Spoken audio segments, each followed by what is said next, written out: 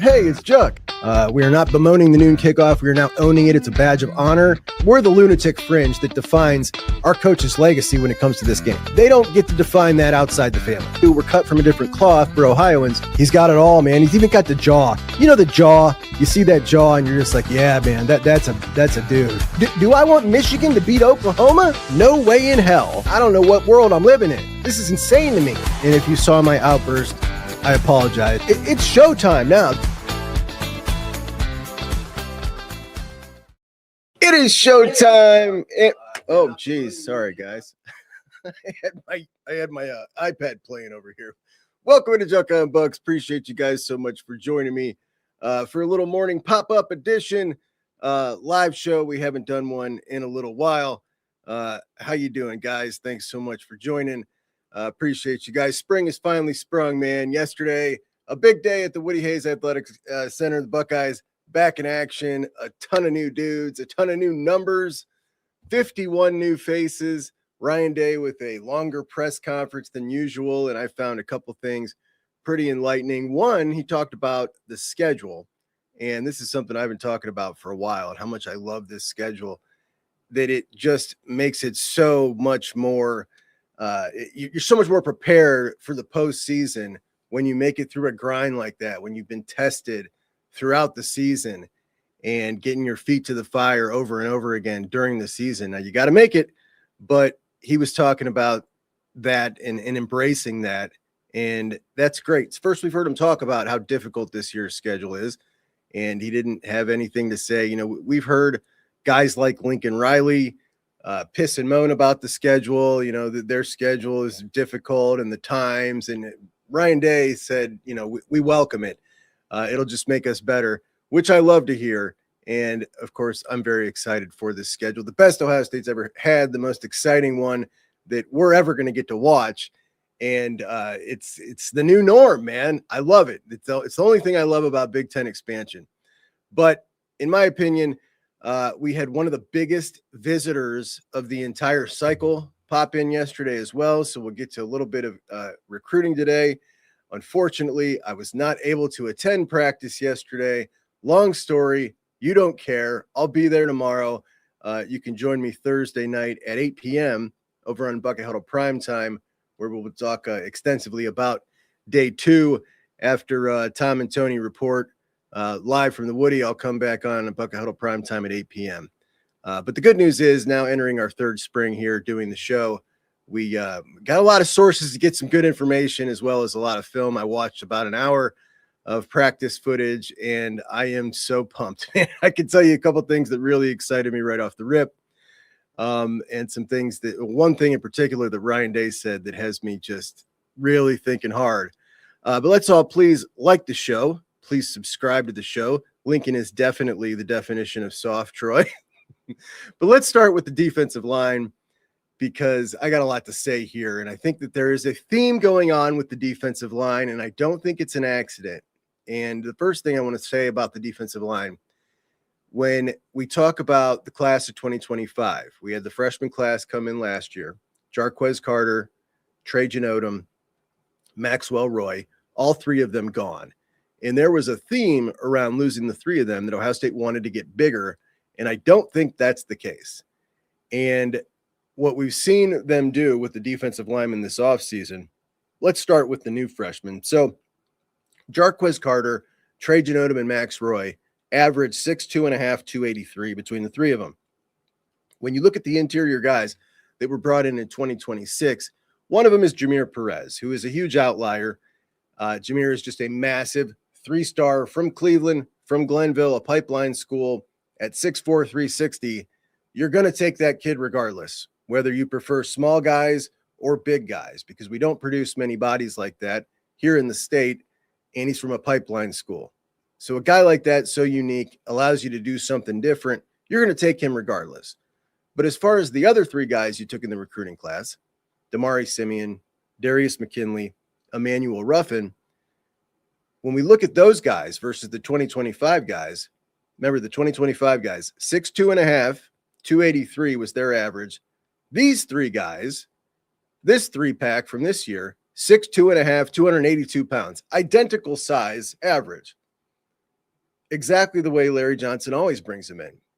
And then when we look at the new guys that came in on the new roster, the new guys that came in from the portal, when it comes to, the roster comes out and they list all the heights and weights. And I know some of them we can trust, some of them we can't so much. And that was pretty clear as I'm looking through some of these heights and weights, that some of them are accurate, up to date, like today.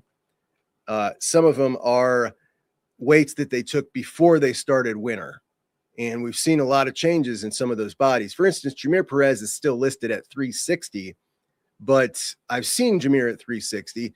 His belly is much smaller. The extra weight around his thighs is much less. There's no way he's 360 right now, but that's what he's listed at. Nick Latour is listed at 6'5", 220. Nick was that at the beginning of winter. He's now 240. Braxton Rembert is up to 214. He's still listed at 195. So those were weights before the winter. And there are some noticeable weight changes. But John Walker, for instance, John Walker was 324 last year at UCF. And that's what I thought we were getting at One Tech, a 6'3", 324-pound, space eating, two gapping, double team stuffing beast of a man. And they took John Walker and brought him down to 303. That's what he's listed at. And he looks very lean, noticeably so. So that's definitely a weight that's up to date. Edric, a little bit of a transformation. He looks a bit leaner than he was last year. I think he probably weighs the same. I think he lost some body fat and gained some muscle. Zion Grady was carrying a bit of baby fat on him last year. He's definitely much more lean. Also switched his number from 15 to 9. The biggest change in any one of these defensive linemen I think it was done for a specific reason, was Kari Wilder. And you knew there'd be a segment on Kari today. Anybody that's been watching this show for any amount of time knows that.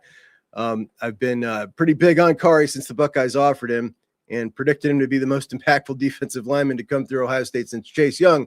So we're certainly going to talk about Kari's first day at Ohio State in front of everybody. Now, Kari was pushing 270 pounds on his last visit, 6'4", 270. He had gotten up from 260 to 270, a moose of a man that plays inside, plays outside. Kari is now 248. They peeled over 20 pounds off of Kari. And Kari moves at a different speed already with everything he does. At 248, it is not even fair. And he does everything fast, even getting down in his stance. The guy's so eager to play. And I could not wait to see Kari Wilder's first opportunity to just do drills amongst the rest of the defensive line. And I'm telling you what, there's been a conversation about Kari as a great defensive lineman, but probably not a true edge. And my thought was we would potentially see him play all over the defensive line this year, kind of like Caden Curry last year, because he is so well suited to play inside as well. But I think they peeled this weight off of him for a reason, got him down under 250 for a reason, because I think they're looking at him, wanting him as fast as possible, knowing that it's just so difficult for a freshman to play the interior of the defensive line, and they want him to play this year. And I think that's why they pulled him down to 248. And my gosh, is he moving at a totally different speed than all of them. He's faster off the line than Zion Grady, than Kenyatta Jackson, than any one of them. He's just a different humanoid athlete. And Tony and I were talking the other day on Bucket Huddle Primetime about the freshman last year that reached the 100 snap mark. That's kind of the gold standard for, okay, did a freshman really contribute? Did he hit the 100 snap mark? We had 3 on offense and 2 on defense. On defense, you had Devin Sanchez, who got up to like 250, which is a ton. Zion Grady had 107. And I think Riley Pettijohn just missed, maybe like 95. On offense, you had Bo Jackson at 325, Nate Roberts at 150, Isaiah West at 110. Now, I think Kari blows by the mark that we saw Zion Grady get at 107. I think Kari is going to play probably closer to the Devin Sanchez mark of closer to 250. When we look at Zion Grady, he was blocked by Caden Curry, right? Now, edge is pretty deep. I really like the guys that we got at edge. Kenyatta's your clear number one. It's just a matter of which one of those other guys is going to pop across from him. Is it going to be Zion Grady? Is it going to be Ebi Sitanile, Bo Atkinson, Quay Rusaw, or is it going to be Kari? We just don't know. Zion Grady and Bo Atkinson, the only ones that have played any kind of snaps here. And Atkinson, 200 snaps, Grady, 100 snaps. That's the entirety of what everybody in that room has played at Ohio State opposite Kenyatta on the edge. So those two, just with one season, this is a wide open battle. It's a wide open battle.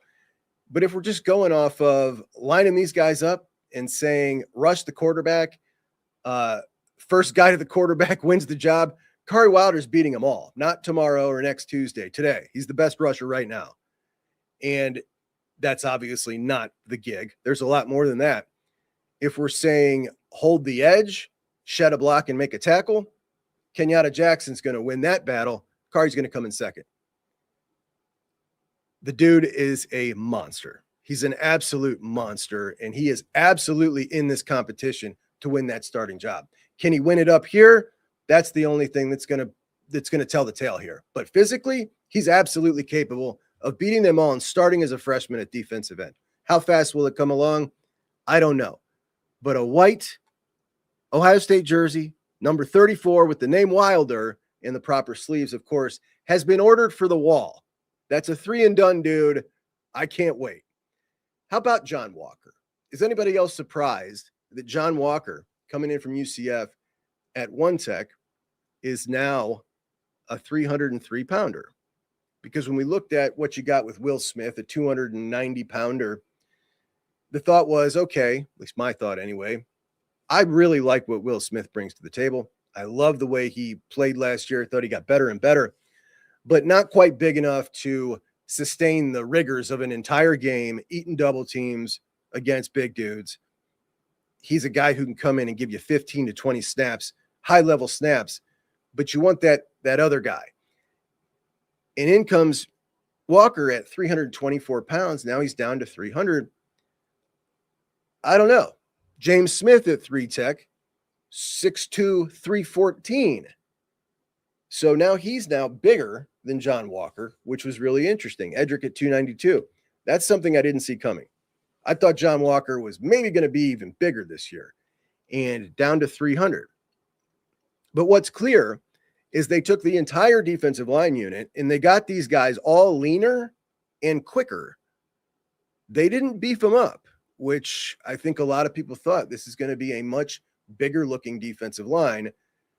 It's not. Even some of the freshmen like Emmanuel Ruffin, who got up to like 315 as a senior, he's now down to 282, and he looks every bit of it, and he looks long, and he looks good. Smooth athlete. Damari Simeon, freshman out of New Jersey, explosive defensive tackle. We've talked about how strong he is, and you could just see in his calves and his thighs. This kid's just a moose. That's one that I think out of the group on the interior is going to be a star for sure. Dre Quinn, 224 pounds is what they got him listed at.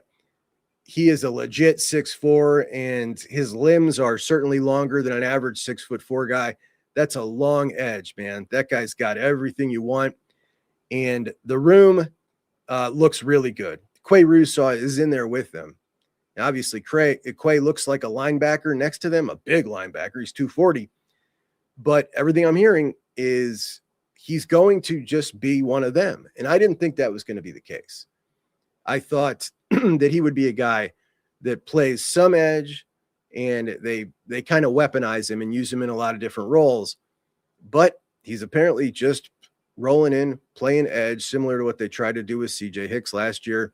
We know that didn't work. What's going to happen with Rusaw, who's about 6'2", 240 pounds?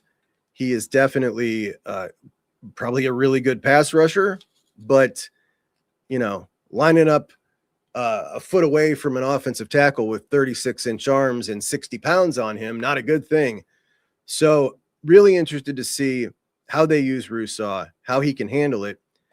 And when we look at the edges now with Zion, with Epi, with Kari, with DJ Jacobs coming in next year and potentially another top tier edge, which Ohio State is going after, we are talking about just a massive change in the talent complexion at the position. I mean, it has just gone through the roof and continues to get better, which is really, really exciting and really interesting. And we're going to talk a little bit about recruiting and defensive tackle because it's kind of the polar opposite. So interesting stuff there. When we talk about defensive tackle, Ohio State has not had a top 100 recruit, not forget a 5-star. They've not had a top 100 recruit at defensive tackle in the last 5 cycles, which is mind-blowing. Now, you obviously had Edric Houston move inside to defensive tackle. You had Jason Moore, who was an end, move inside. Those are a couple top 100 guys. But even still, Edric was 2 years ago, and there was a thought maybe he'd move inside. Jason Moore as well. But it's kind of goes to my point. Like when we talk about defensive tackles, top tier defensive tackles, like Marcus Fakatou, who visited yesterday, it's just a different breed. When you got a guy that's that physically mature at that age, it's just a different type of dude. Haven't got one of those guys, but you're now rolling at edge. Are we going to see them invest in defensive tackle this year? I'm getting off into recruiting because Marcus visited yesterday, but I do think it's really an interesting conversation. But let's get to safety. Obviously, you lost a lot at safety with Caleb Downs, the top 5 pick, hopefully top 10 pick. Ryan Day said seeing Terry Moore and Earl Little in there, really nice to see them in there after losing Caleb. Leroy Roker had a great offseason. Leroy Roker, Ryan Day had come give a little pump me up, little conversation, led the charge to the troops, which says a lot about Leroy Roker. Jalen McClain, he said, did really good. And then you got Blaine Bradford and some of those young guys coming up. And he discussed in his press conference about Ohio State having maybe more than anybody else over the time he's been at Ohio State the last 7 years, 3-and-done guys that play 3 and they're off to the NFL. This was based on a question about how do you go about keeping the culture and the brotherhood, bringing in so many transfers. And essentially he was saying, this is not the yearly plan. It's going to be based on how we need to do things every year. We lost a lot of veteran older guys, and I wanted to make sure we replace them with veteran older guys, as we have lost so many guys 3-and-done to the NFL. And he even said, I consider Sonny Styles a 3-and-done guy as well because of the reclassification. Sonny reclassified and missed his senior year of high school. So while he was technically at Ohio State for 4 years, he considers him a 3-and-done guy as well, which I hadn't before, but I think I agree with him. I do now. But when we talk about corner, Ryan Day said, we are really deep at corner, and boy, is he right. Somehow that room went from a room that 6 months ago we were talking about corner, and we were talking about it as a room kind of concern as I bring up the depth chart here for the entire secondary. But we were talking about corner, and we were concerned about it, right? There was not a lot of bodies. Walt had only gotten 2 guys in 2025 with Devin Sanchez and Jordan Woods. And then you come back in 2026 and boom, you get Jordan Thomas, you get Jay Timmons, and then you bring in essentially your 3rd guy of the class of 2025 in Dominic Kelly from Georgia. And now all of a sudden looks totally different. It looks loaded at corner, and I'm really excited about it. Let me start a couple of your comments here to get back to, guys. Appreciate you guys for popping in and joining. Buck Rash, what's up? Morning, Nancy. How you doing? But anyway, the room really went from pretty sparse to really loaded in a hurry. And Ryan Day hit on that, how loaded it is. You also bring in, obviously, Cam Calhoun, who is on his 4th school, Michigan, Utah, Alabama, now Ohio State. And he had one really good year at Utah made a couple of really nice athletic looking plays yesterday at practice. So really great stuff. You know who really stood out in the footage I watched to me as far as athleticism was Jordan Thomas. I mean, Jordan Thomas amongst a group of the best athletes on the team. Wow. He was noticeably quicker than a lot of them. And that's saying something. Running back, definitely the group that Ryan Day is most concerned about, if there is a group that he's concerned about. They kind of asked him, wanted to pin him down on, one specific area. And essentially it's got to do with youth, right? You're looking at a room that Isaiah and Bo, while they were suited up yesterday and they did kind of go through a couple of drill lines, they're essentially out, both with surgery. And he said, you're looking at Turbo, Favor, and Legend. 2 true freshmen and a guy in his second year. And that's a really young group. Of course, you also got Jacoby Jackson, the transfer from Florida. And Jacoby Jackson, he said, Jacoby's played a little bit of football, but not a ton, which is true. But he is in his 7th year. 7th year. And boy, does he look it. That is a physically mature, grown dude. And I really like the way he moves as well. I think Jacoby Jackson was a great pickup. When you compare bringing Jacoby Jackson in this year at 5'11", 217 to CJ Donaldson last year, it's night and day. This is a guy who you're going to want to see carry the ball for sure. But Favor a key local kid as a freshman comes in at 5'11", 185. Turbo, 5'8", 198. Legend, 5'10", 177. Legend, not the 6 foot 200 that he told me he was a couple months ago, but that's okay. 5'10's plenty enough for what he needs to get done. And him being in the running back room, RD said they're also going to use him as a receiver as well, which we thought. I think they're going to do whatever they need to do to get him touches. I think he's going to get 5 touches a game, and they're going to really utilize him. At least that's what I hope. There's an interesting thing about Legend. Legend, Carlos Loughlin went down to Texas, and he offered Legend, but he was down there to see somebody else. Legend wasn't the primary visit. And it was it wasn't really a big discussed recruitment, but I brought him up, played his film when the Buckeyes offered him because it was so interesting.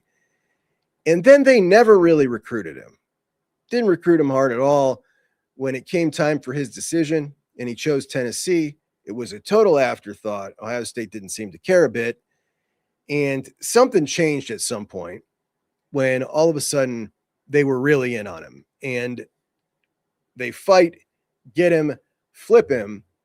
And now you hear the way they talk about him and they're just in love with him. I wonder what changed. I don't know.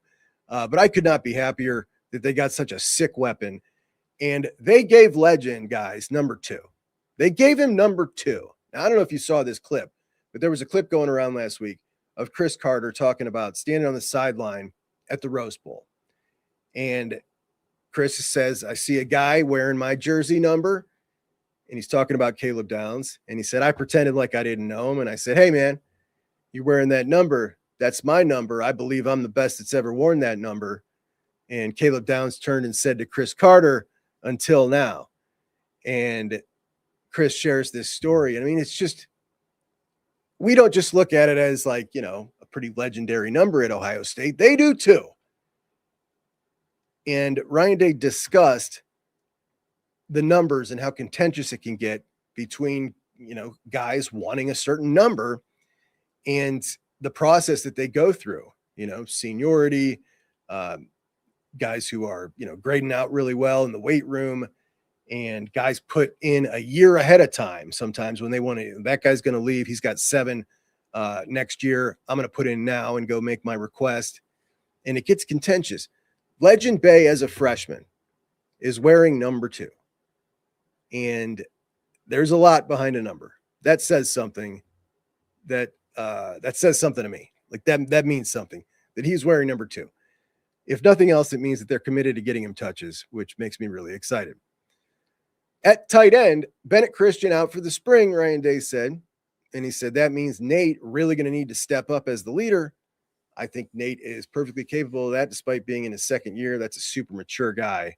Love Nate Roberts. Really excited for what he's going to bring to the team this year in a role that is much better suited for him, and the actual tight end role. And of course, you bring in Hunter Welsing and Mason Williams. And I've talked a little bit in the offseason about my kind of intrigue with Hunter Welsing, who is the number 3 tight end in the portal. And I really think that Hunter Welsing is one hell of a pass catcher. And we saw him running some routes. We saw him running a fade, caught a couple of touchdowns yesterday at practice. He certainly looks the part, man. I think this guy's going to be a pass threat weapon. And I really like this tight end crew. And I think that with Art Smith, it's going to be a better performing tight end crew than we saw last year, despite not having a guy the caliber of Max Clare to catch the ball, or even a blocker the caliber of Will Kazmarek. I think your talent might go down a tick, but you're deeper because now you got Nate in his second year. You also got Brody, who was not brought up yesterday. Ryan Day brought up pretty much everybody but Brody, and that includes freshman Nick Lauder, who told me yesterday, now despite being listed at 220 pounds, he has gained 20 pounds already through winter workout. And everybody commented on how big he looks. That's our freshman from Lebanon. I'm telling you guys, this is an Ohio kid who is just so thrilled to be practicing at Ohio State. It just, makes you really proud, really happy when you hear one of these young guys that's just like so amazed. It's kind of how Jake talked last year, Jake Cook, when he was at Ohio State. And that this year is tight end Nick Lauder. So we definitely wish him the best, man. And Ryan Day mentioned him in his press conference, which was a really cool moment for him. But did not mention Brody Lennon, though we did talk earlier in the offseason on his coach's show about Brody Lennon and Max LeBlanc having the opportunity this year. We need to find out if they can play. And he did say that Max LeBlanc had a really good offseason. You never like to write off tight ends because it is a position that we see guys blossom in year 5, right? We're looking at Max Welsing, who didn't play for Northwestern until year 6. So you never like to write a tight end off. But we've seen very little out of Max LeBlanc thus far in his career. And Brody, obviously, in year 2, that's certainly not a guy to write off. But he did not mention him, and I didn't see any footage of Brody at all. At wide receiver, obviously, we've been talking about wide receiver a ton because there are so few definitive answers. You got a new coach in Cortez Hankton. We don't know how many guys he's going to play as far as depth-wise, but you are deep. Ryan Day said it's a really interesting group, and it's as deep as we've been for a while. You bring in the 2 transfers in Kyle Parker, Devin McEwen. Day said both had really good practices today for day 1. They knew exactly what they were doing. They're pros already. You could just see it. And boy, you could. These are 2 very solid, very polished guys. Kyle Parker is number 1, jacked, man. 5'10". This dude's yoked up. And Devin McEwen, really quick on his feet. But then Day went on to say, then you got the guys pushing them in Phil Bell and Des Jones. Then you got the young guys, and they're coming. So he says Chris Henry Jr. hit a big post. Jaquaden Guilford hit a big over. Brock made a few plays. And all those guys have big futures here, all 3 of them in different ways. And I think it is very important to note that he elaborated on the 3 of those freshmen. Said, they didn't always know what they were doing, but they were working. And he didn't just talk about his, 2 of the top 5 wide receivers in the country in Chris Henry Jr. and Jaquaden Guilford. He brought up the most ridiculously ranked player and winner of the annual Isaiah West Most Underrated Player of the Class Award, Brock Boyd. He brought him up too. He included Brock with those 2. That's not the entire wide receiver class. There's 4. He included Brock with those 3. And I think it's very pertinent And I think that they've always viewed Brock as someone that is, he's on a different level now. He's not, just a dude, just a throw-in dude who maybe he develops like you see a lot of 3-star guys. That's not how they view him. And he is he's a playmaker, man. The dude's a playmaker. So really excited. He looks good in 11. Speaking of the numbers, look, gone are the days of wide receivers wearing the 80s, but not even the teens anymore. We're talking Kyle Parker's going to be wearing 5. Devin McEwen's going to be wearing 3. Of course, you got JJ with number 4, Ennis with number 1, Jaquaden Guilford's wearing number 6, Des Jones 7, Brock Boyd 11, and the only wide receivers that are not in the single digits are Brock with 11. Jaden Ricketts got stuck with 80. That sucks.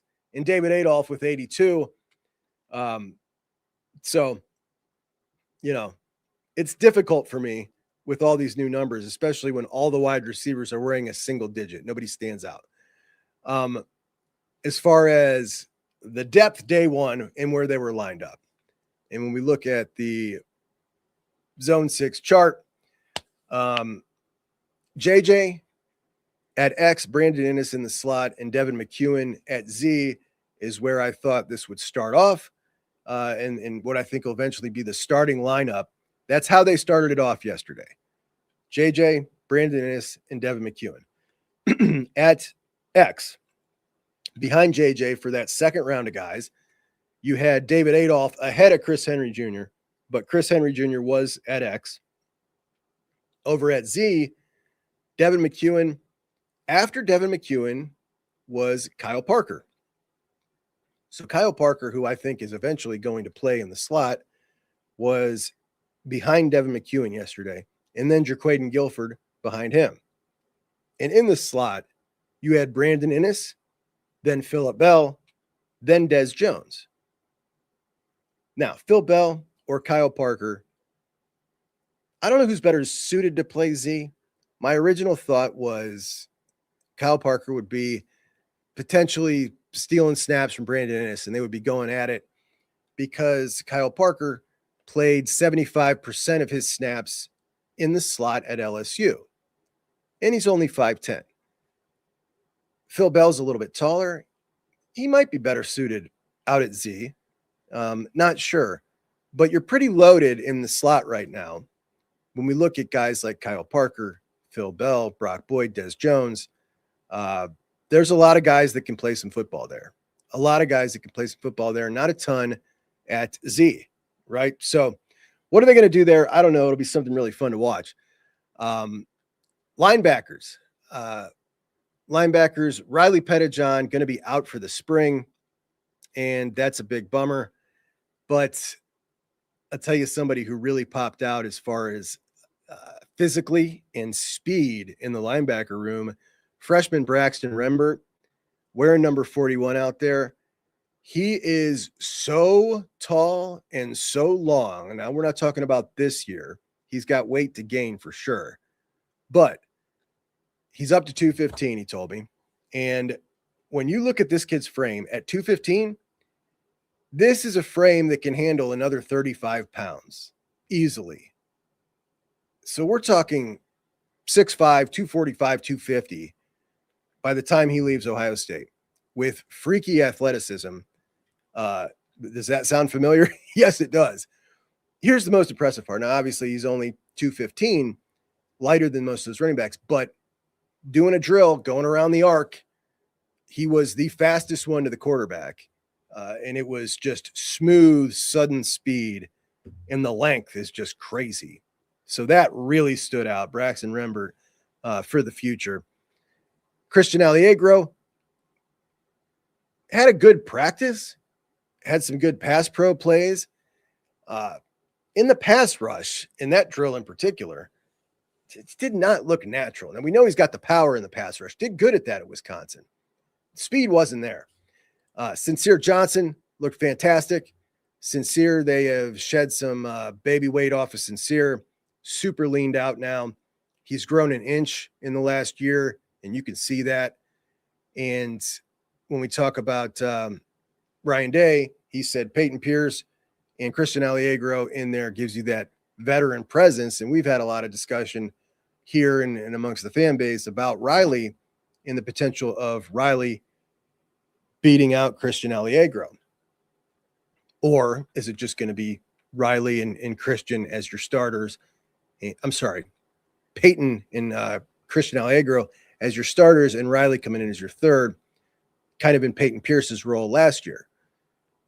Riley going to miss the whole spring, and certainly that's not good for his cause. You never want to see, see somebody miss 15 spring practices and opportunities to get good.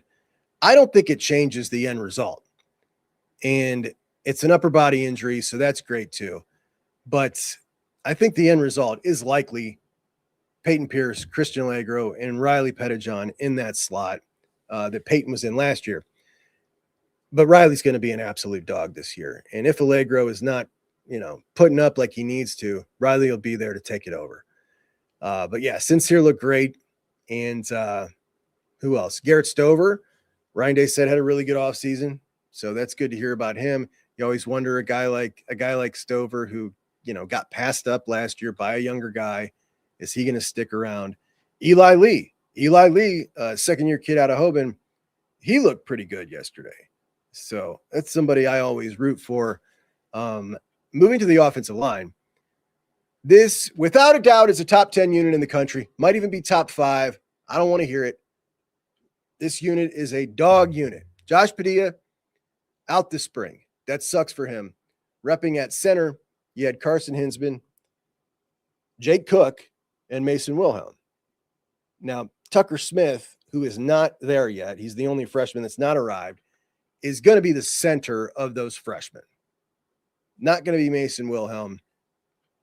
No surprise that Jake was there. Justin Fry originally recruited Jake as a center, and then when he came in, he moved immediately to guard. But nice to see him getting reps there. I'd love to see him get cross-trained. I want to see him on the field as soon as possible. Love Jake. Sam Greer, I've been watching Sam since he was, 6'6", 285. Sam's now 6'7", 335.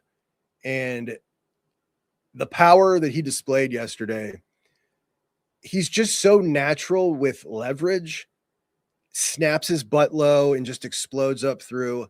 And I think that's the biggest surprise when you see a guy like that.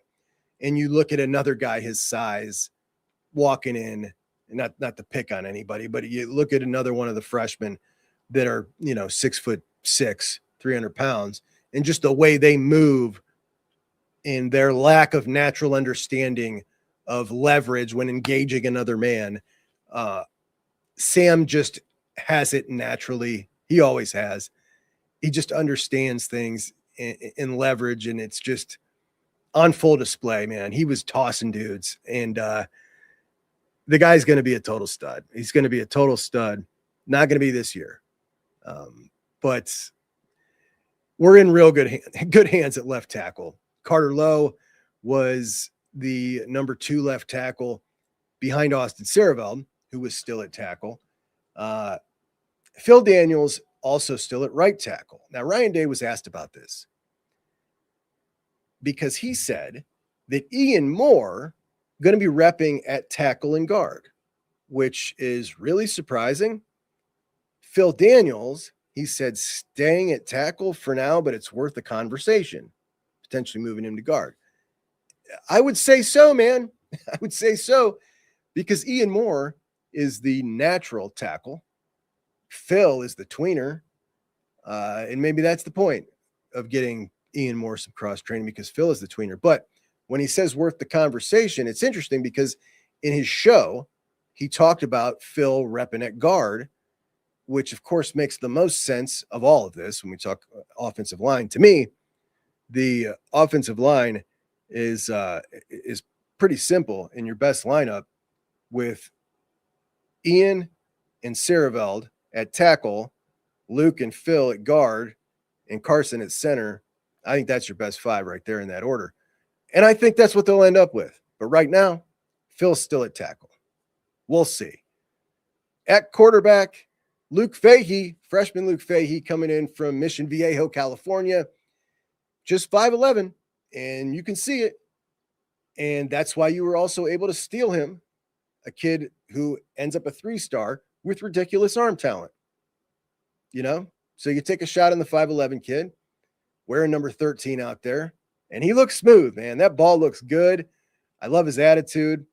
His grandparents met at the Ohio State Library, grew up a Buckeye fan, living out in California, similar to Brady Edmonds. So that's awesome. Justin Martin, transfer from Maryland, 6'4", and every bit of that 6'4". And Julian Sayin. Julian Sayin, the X factor. Julian Sayin has grown a mustache. Mustachioed Julian Sayin was out here practicing quarterback scramble drills. He's going 5 yards down, cut, 5 yards down, cut. And he looked good. And what Ryan Day said was the following, which I will play for you, which got me just jazzed up. For him, and finding the right things that we can do to help get us into the right play and all the things that come with that. Then the other part, as we know, is just in terms of understanding where the ball comes out, his strength, and as we all know, is that the ball comes out accurately and throwing the football, but making an impact with his legs when appropriate. We know that that's the X factor that has to show up this year, and he's aware of that and been working hard in the offseason. So been working hard in the offseason. Ryan Day says that's the way Ryan Day says that, as if, we all know this is understood, that that's the X factor. I didn't know that was understood. I did not know that was understood, that was the X factor. That, I knew that's the conversation we were having, right? I didn't know that was coming out of his mouth. I don't think I've heard that. Obviously there's been a ton of discussion over the years about Ryan Day and his quarterback's lack of scrambling. And this goes back to Justin Fields, who said so. Obviously, he didn't have much, didn't have a proper backup situation with Fields. So maybe a little different with him. But then you rolled into Stroud and, similar. It's just like it's been a bit of an evolution with Ryan Day when it comes to allowing that guy to roll. And remember last year, he said after the Michigan game that he thought the best play Julian Sayin made was his scramble for the first down, which was awesome to hear. When you look at Julian Sayin and you looked at him in high school, like, this is a guy who absolutely can scramble. Absolutely can scramble. And I just want to highlight Robert's comment here. He says, Chuck, I think Will has changed Ryan's philosophy on a running quarterback. And I think that Robert's absolutely right.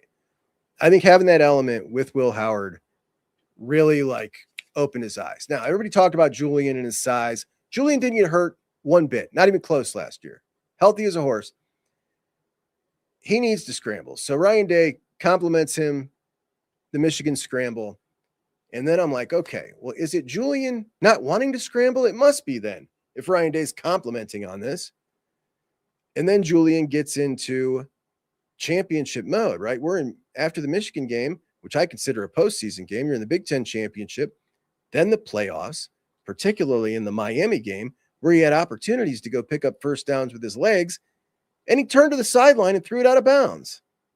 You can't have it, man. Can't win like that. You cannot win like that. That's championship time. That's get on your horse and go. The problem is if you are conditioned all year, like you can't run. All right, now turn it on. Well, that was kind of my fear. Is he conditioned all year to not do it? And maybe now it's just instinctive. But it seems pretty clear that when appropriate, and then this is an X factor, and this is something they're talking about. We're seeing him practice about it, that this year we're going to see him scramble more throughout the year. Obviously, you got a lot of big games throughout the year. And if we get to see that more throughout the year, then we'll see it when it comes to championship time. And it makes me really happy, makes me really excited, because I know he is capable of going and picking up. Look, we saw Carson Beck do it against us. Julian is a better athlete than Carson Beck. That's it. That's all you need. In championship moments, you need a guy willing to go do that. So that made me really excited, that whole conversation, the whole dialogue around it. Returning punts, of course, the Buckeyes got a new special teams coordinator in Robbie Disher. And you had Brandon Innes back there returning punts, and Jeremiah Smith and Dez Jones. Those were your top three. So Dez is a shifty dude. That's an interesting one. Chris Henry Jr. and Clay Guilford also had a shot returning some punts. So interesting there. I think everybody would say, can we just please see Legend or Turbo back there? But interesting choices. Some of the jersey numbers that stood out to me, obviously there's a ton of new ones. Legend and Kenyatta Jackson wearing number 2 on the offense and defense certainly stood out. Kenyatta looks strange in number 2. It's going to take me some getting used to after seeing that dude for 4 years in the same number, and it's a big boxy 97, now wearing number 2. But Sincere Johnson wearing number 20, and I love it when something becomes a tradition just out of osmosis, right? It just happens naturally, and you notice after a couple of years, well, that's interesting. Let's keep this going. Sonny Styles wore number 20. Then Arvell Reese originally wore number 20 after him. Then last year, Riley Pettijohn wore number 20. And it's like, I'll be damned. Now Riley switches to 5. In comes Sincere Johnson, and they put Sincere in number 20. Now, how cool is that? And that's just one of those natural traditions. So now, next year, that top-rated linebacker, when he comes in and Sincere Johnson switches his number to whatever that heck single-digit number he wants, all of a sudden, that new stud linebacker, hopefully Caden Henderson, is wearing number 20. That's a cool tradition, and that's one that just kind of started naturally. So I love that. Jay Timmons wearing number 25. Shout out to my son Carmine. He said he loves Jay Timmons in number 25. And I love Jameer Perez wearing number 98. I don't think that could be any more perfect than the biggest, baddest defensive tackle on the team wearing number 98. I think it's just a beautiful look. So very happy about that.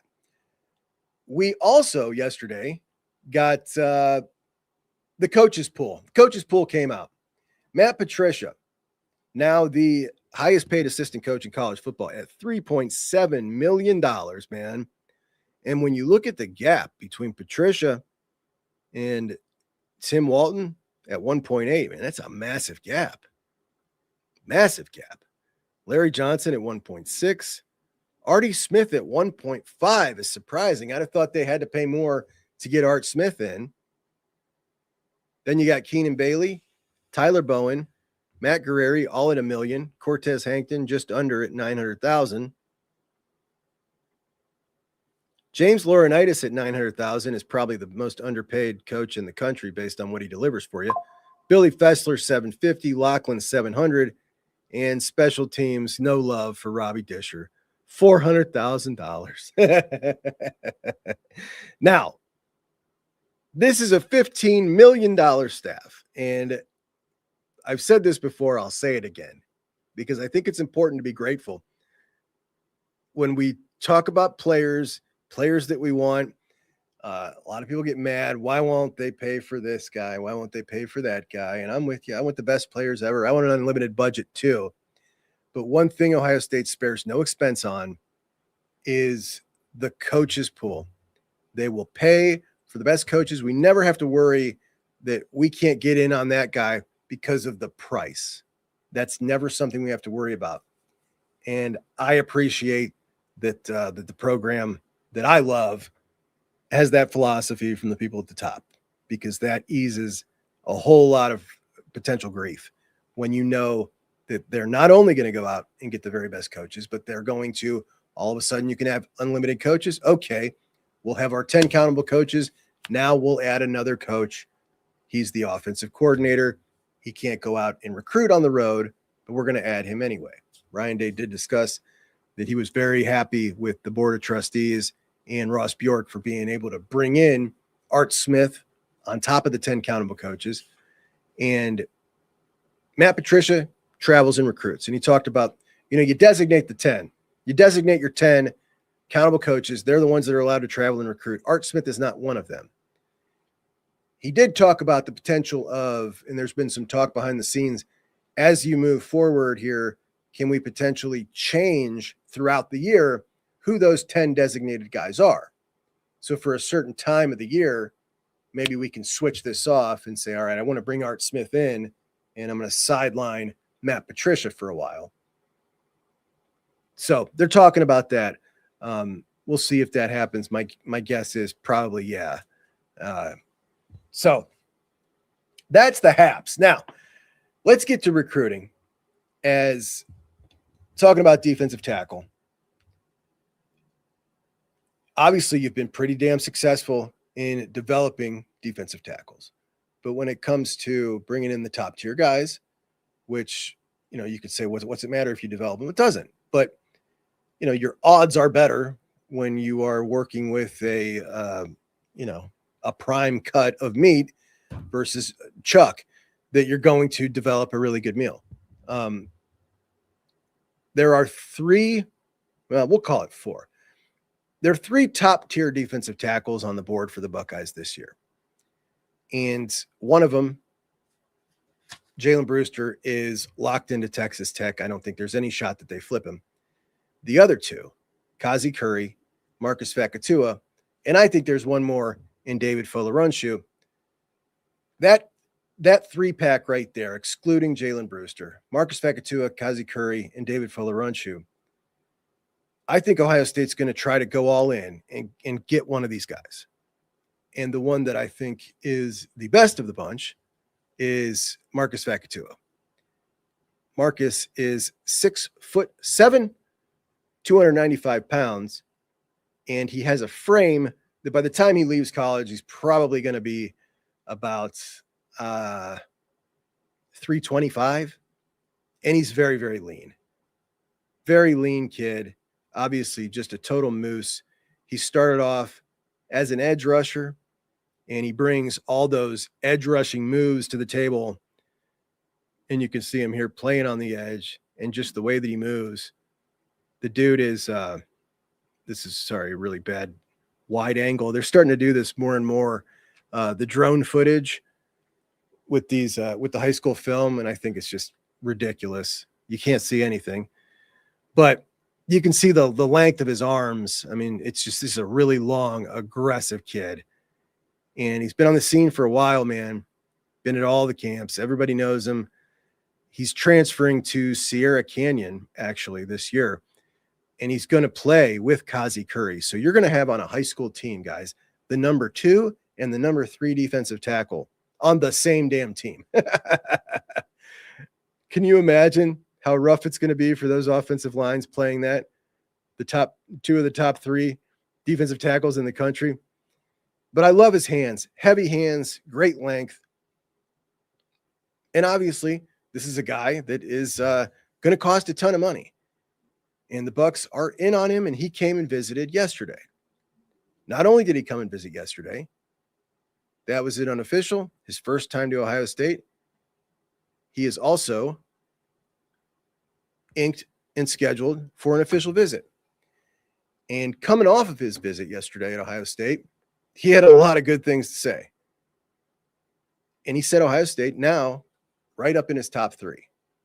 Notre Dame has been the big leader here. Obviously, USC is going to try to keep him home in California. Now, this is a kid from Alaska, not originally from California. So from Alaska, and he said, I could see going to school here. I'm from Alaska. So he's comparing Ohio weather to Alaska. Man. But USC trying really hard. But he said Georgia, Ohio State, Notre Dame.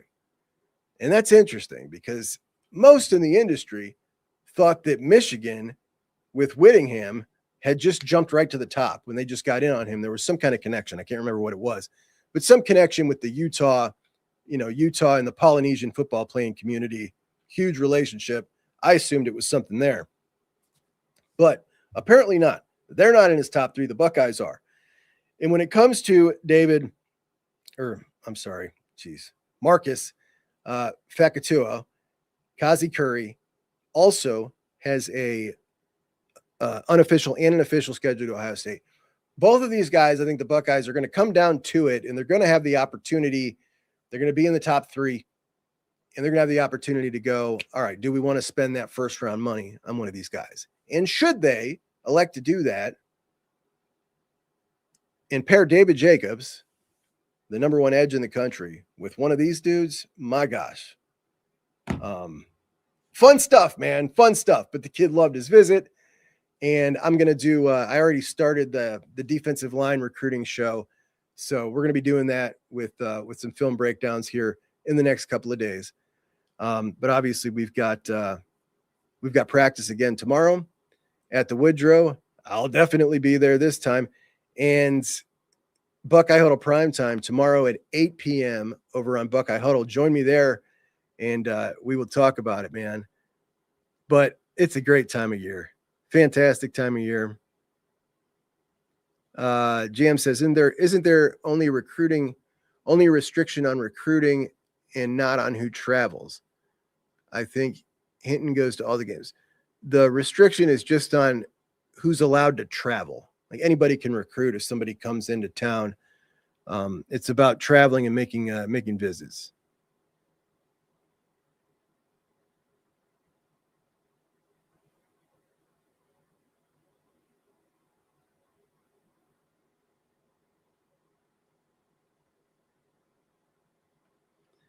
Jam thinks James's salary will go up after this year. If it doesn't, it's a crime. That guy, look, I'll tell you what, if we look around at other linebacker coaches, he better be the top paid linebacker coach in the country. Ryan says, why does Walt make so much? He's the highest paid non-coordinator in the country, and he only coaches 6 guys in his room. He does have the title of, like, you know, he got a title bump, whatever the hell the title bump was. It's like co-head coach or assistant to the head coach. You know, they give him the title with the raise. At one point, I thought Larry had that title, but it seems like Walt has that title now. As to why he would command that much on the market, I don't know.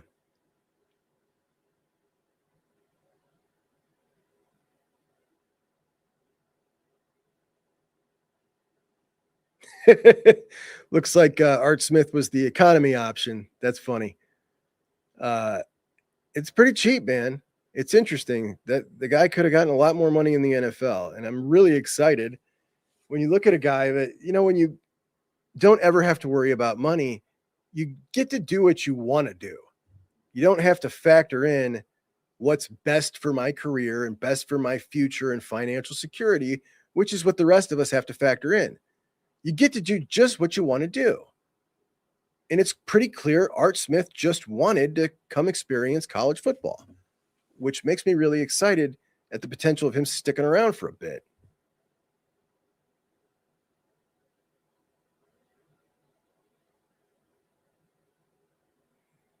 Yeah, Jam. Julian ran plenty in high school. Not only that, but he was physical.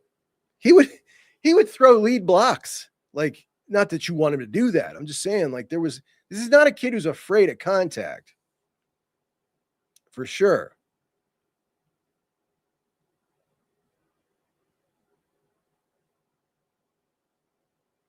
So, all right, my friends, I do appreciate you so much for joining me on a little pop-up live show on a Wednesday. Always fun seeing you guys chopping it up. So we'll be back live tomorrow at 8 p.m. I will have that, obviously the recap from the show. I figured out how to take shots and upload them with my new camera. So we'll have some good stuff there. And that'll be over on Buckeye Huddle Primetime. Tomorrow morning, we're going to have the defensive tackle big board. Since Marcus Fakatou was in, we hit on that a little bit. We'll go a little bit deeper on the defensive tackle big board because I think it's very important. And the potential here for the Buckeyes to, when we look at the edge depth right now and DJ Jacobs coming in, what do you want the most? If you could pick one group on the team to say, all right, I want to make this the group that is the best on the team, I want the defensive line. And I cannot wait to get a guy like DJ Jacobs in. I think you got a guy like Kari Wilder. This is just a different type of dude. I just want monsters who are just game wreckers. Like we watched Miami last year. That's what I want. To me, that's the most satisfying kind of football when you just got dudes up front that are just destroying people. So I'm really excited about that. So we'll get to that tomorrow. And I appreciate you so much for joining me, and I'll talk to you soon. Juggling Bucks out.